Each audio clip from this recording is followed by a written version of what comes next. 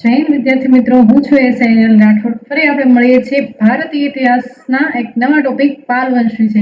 ખાખીની ખૂબ જોશથી તૈયારી કરી રહેલા હરેક વિદ્યાર્થીઓ માટે બસ મારા તરફથી હંમેશા તમને કંઈક ને કંઈક રીતે મદદરૂપ થવાનો પ્રયત્ન હશે. આ 4 ટોપિક એવા છે તે તમને ખૂબ જ બોરિંગ લાગશે. હું ટૂંક સમયમાં એવો પ્રયત્ન કરીશ કે આ ટોપિકને લગતા તમને વિધાન વાક્યો ઓપ્શનલ આપવાની કોશિશ કરું, જેથી કરીને તમને ખ્યાલ આવે કે આમાંથી કેવા પ્રકારના પ્રશ્નો પૂછાઈ શકે અને તમે કઈ રીતે સોલ્વ કરો. તો ચાલો આપણે પહેલા સૌથી નાનો એવો અને ટૂંકમાં પૂરો થઈ જાય એવો ટોપિક ભણી લઈએ, ભારતીય ઇતિહાસ પાલ વંશ. તો અહીં ગોપાલ વંશ નથી આવતું, મારાથી ભૂલથી થઈ ગયું છે. પાલ વંશ વિશે આપણે અભ્યાસ કરીએ કે પાલ વંશ બંગાળમાં કદાચ 750 ઈસવીસન 750 ની આસપાસ કોની સ્થાપના થઈ હતી? પાલ વંશની. ક્યાં થઈ હતી? બંગાળમાં. શશાંકના મૃત્યુ પછી લગભગ એક સદી સુધી બંગાળમાં અરાજકતા અને અવ્યવસ્થાનું વાતાવરણ હતું. આ વિસ્તારમાં પ્રવર્તતી અરાજકતાથી કંટાળીને ત્યાંના અગ્રણી જે લોકો હોય તેણે ગોપાલને શાસક તરીકે પસંદ કર્યો. લોકો દ્વારા ચૂંટાયેલો તે પ્રથમ રાજા હતો. તેણે ગોરમાં ફરીથી વ્યવસ્થા સ્થાપિત કરી અને લગભગ 2 દાયકા સુધી, 2 દાયકા એટલે 20 વર્ષ જેટલું એણે શાસન કર્યું. તેઓ બૌદ્ધ ધર્મના અનુયાયી હતા. જે પાલ વંશ હતા એના જે પ્રથમ રાજા હતો ગોપાલ, તે કયા ધર્મનો અનુયાયી હતો? બૌદ્ધ ધર્મનો. તેમણે ઓદંતપુરી મહાવિહારની પણ સ્થાપના કરી હતી. ઈસવીસન 770 તેમના મૃત્યુ પછી તેમનો પુત્ર કોણ આવે છે? ધર્મપાલ રાજા બને છે. કોણ આવે છે? ધર્મપાલ. તમારે આ રાજાઓના લાઇનસરમાં યાદ રાખવાના છે. તમને વિધાન વાક્યમાં રાજાની ક્રમ અનુસાર પણ પૂછે. ત્યારબાદ ધર્મપાલ આવે છે, ગોપાલનો પુત્ર ધર્મપાલ.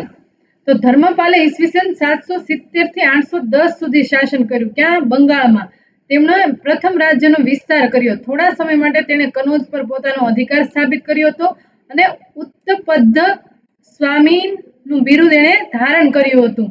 તેઓ બૌદ્ધ ધર્મના અનુયાયી હતા. તે પણ તેના પિતાની જેમ બૌદ્ધ ધર્મનો અનુયાયી હતો, પરંતુ તેઓ અન્ય ધર્મ પ્રત્યે પણ સહિષ્ણુ હતા. એટલે ધર્મ ભેદભાવ તેઓ નહોતા રાખતા. તેમણે વિક્રમશિલા મહાવિહારની સ્થાપના કરી હતી. કોણે કરી હતી? ધર્મપાલે, જે બૌદ્ધ ધર્મના મહાયાન સંપ્રદાયનું મુખ્ય કેન્દ્ર હતું. 2 અગ્રણી બૌદ્ધ વિદ્વાનો શાંતિક્ષિત અને આતિશા દીપાંકર તેમના સમકાલીન હતા. કોણ હતા? બૌદ્ધ વિદ્વાનો. ધર્મપાલના અનુગામી તેમના પુત્ર દેવપાલ આવ્યા, જે આગામી શાસક બન્યા. સૌપ્રથમ ગોપાલ આવે છે, ત્યારબાદ ધર્મપાલ આવે છે, ત્યારબાદ દેવપાલ આવે છે.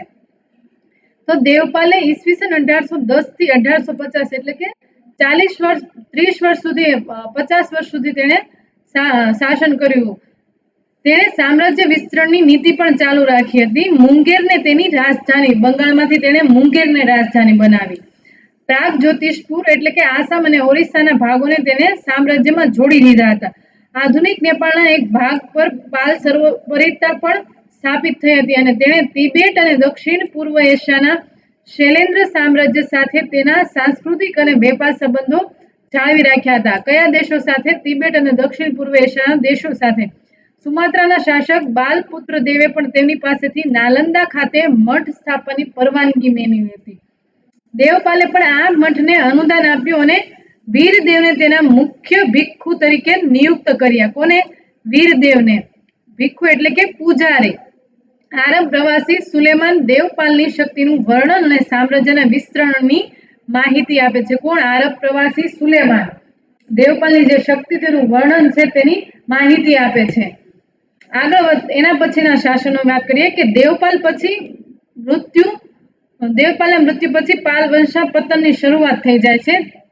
તેની બાદ કોણ આવે છે? સૌપ્રથમ ગોપાલ, પછી ધર્મપાલ આવે છે, ધર્મપાલ પછી દેવપાલ આવે છે, દેવપાલ પછી વિગ્રહપાલ, જેમણે તેમના પુત્ર નારાયણપાલની તરફેણમાં સિંહાસનનો ત્યાગ કર્યો અને સંન્યાસ લીધો. નારાયણપાલને પ્રતિહાર શાસકો મિહિરભોજ અને મહેન્દ્રપાલના હાથે હારનો સામનો કરવો પડ્યો હતો અને મગધનો પ્રદેશ પણ તેમની પાસેથી ગુમાવ્યો હતો.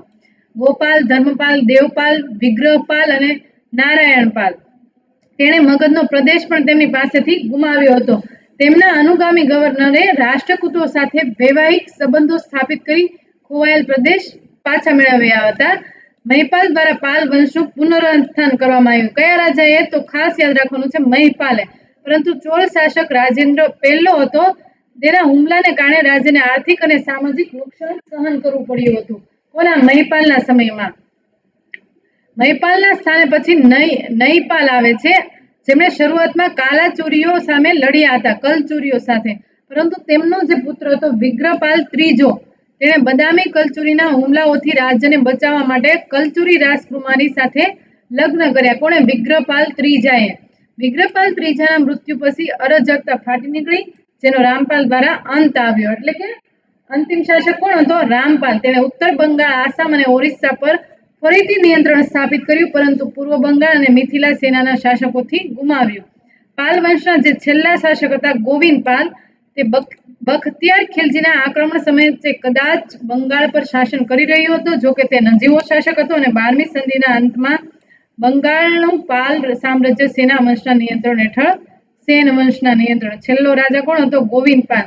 તેના સમયમાં બખ્તિયાર ખિલજીનું આક્રમણ થયું હતું અને 12મી સદીમાં પાલ વંશનો અંત આવ્યો હતો.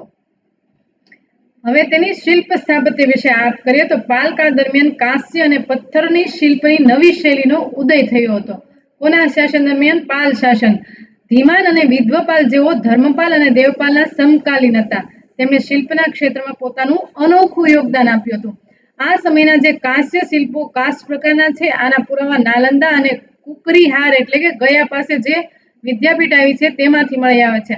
આ મૂર્તિઓ મુખ્યત્વે બુદ્ધ, બોધિસત્વ, મંજુશ્રી, મૈત્રેય અને તારાની છે. જોકે આ સમયગાળાના વિષ્ણુ, બલરામ, સૂર્ય, ઉમા, મહેશ્વર, ગણેશ વગેરે જેવા હિન્દુ દેવતાઓની પણ મૂર્તિઓ મળી આવે છે.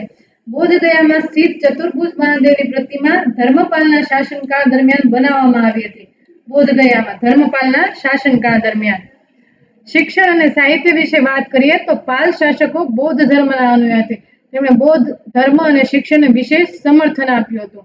પાલ વંશના શાસકો નાલંદા, વિક્રમશિલા, ઓડતપુરી, સોમપુરી વગેરેમાં બૌદ્ધ મઠો અને ઇમારતોનું નિર્માણ કર્યું હતું, કારણ કે બૌદ્ધ ધર્મના વધારે અનુયાયીઓ હતો.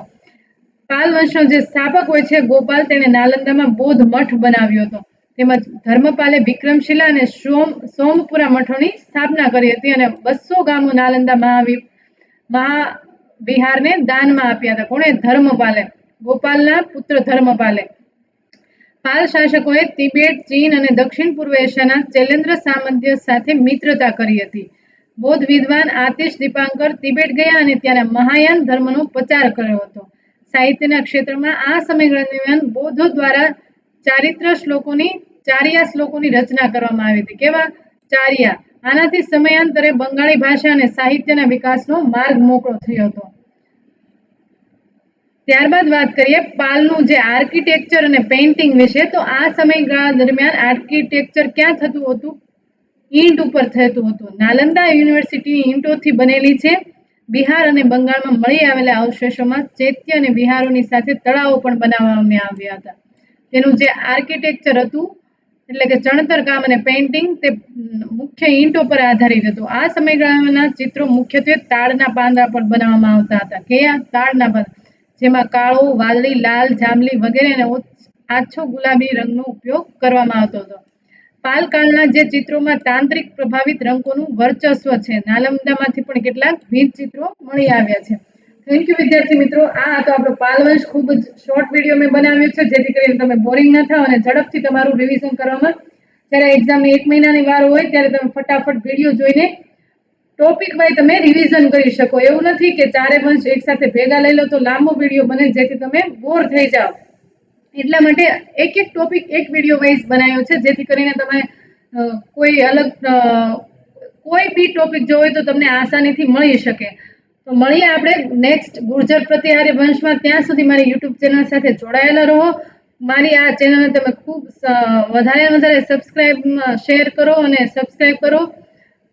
ત્યાં સુધી મારી યુટ્યુબ ચેનલ સાથે જોડાયેલા રહો. જય હિન્દ, જય ભારત.